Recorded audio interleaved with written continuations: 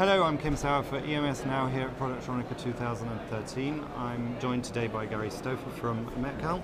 Good afternoon. Good afternoon. Thank you very much for joining us on I believe, the third day of Productronica. Yes. Very busy show floor. What's your experience been, and what has your strategy been here at the show?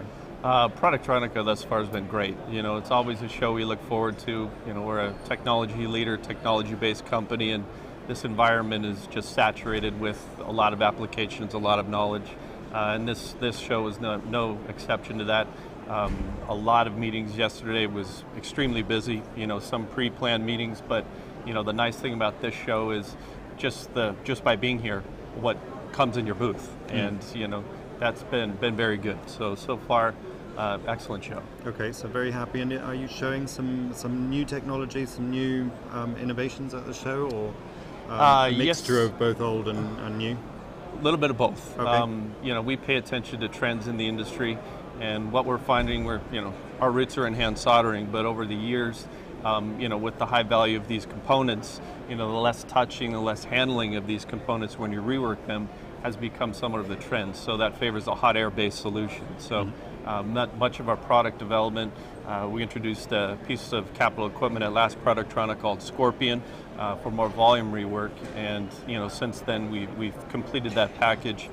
This year we've released a hot air pencil, and you know, for the very small apertures, the 0201 and 01005 components that are extremely hard to handle, we've released a product for that, just rave reviews, and you know, it's nice when all the talk turns into orders. So absolutely, you know, well, good stuff. That's the end goal, really, as well, right. Isn't it? Right. So, in terms of the market as such, what's your sort of feeling from a company perspective?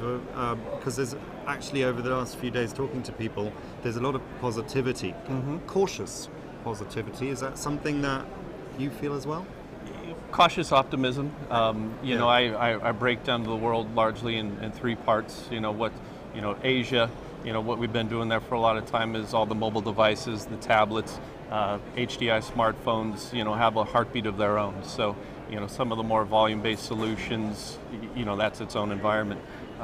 Europe, surprisingly, will be our best market this year over year.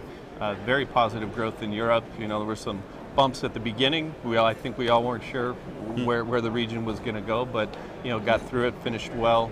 And large in part, you know, the companies we partner with, the automotive and medical leaders, you know, are largely here. Yeah. And, you know, some of the differences in our company, what does the market want, we've kind of, you know, called, you know, these signature clients. What do the leaders of specific industries want? And getting into designing some product collaboratively, which increases their investment in the product and ownership. And, you know, that's certainly been the case in Europe. So we're probably cautiously optimistic for the future. Similarly, therefore, for those traditional markets, also in North America, then the automotive, medical, and and you know, somewhat there are automotive and medical, of course, but even military in the U.S., well, a lot of military. There's been some sequestration, so some reduced spending, which has been a bit of a headwind in the U.S. But you know, the other part of the market that we follow there is all the chip designers are there. So when when the iPhone comes out, you know, 2 years prior to that next release, you know, they're talking about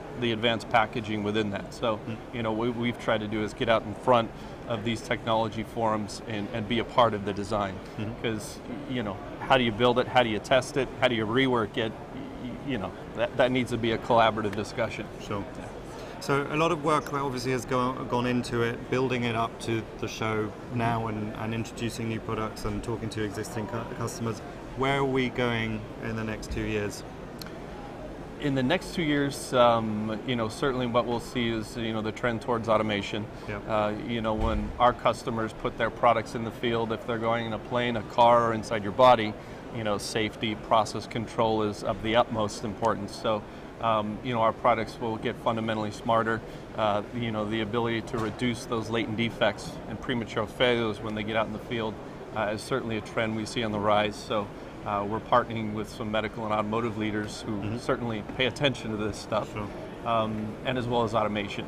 Automation just for volume, but automation also to, in these emerging markets, you would think labor's cheap there, where now, but these people make mistakes, and in these new emerging economies, why not have automation, or the balance of the two. So between automation and process control are the two big trends that we're seeing, and we're really paying attention to that in our roadmap. So a lot of opportunities that will open up through that as well. Correct. Yeah. Correct. Okay, well, lots of opportunities to grab hold of here at the show the last day or so. Yep. So thank you very much for taking the time to talk to us today. Appreciate it. And I'm sure I'll catch up with you at some other show around the world. You will. Thank you very much.